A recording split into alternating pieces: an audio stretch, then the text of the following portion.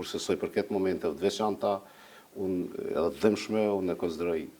vrasjen e 2 heronjve të kombit tonë,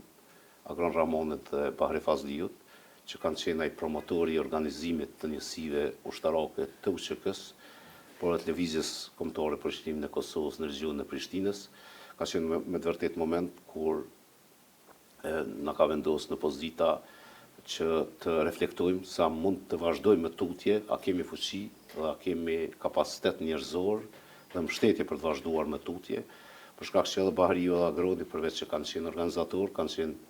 edhe motivues për mua dhe për të gjithë shokët.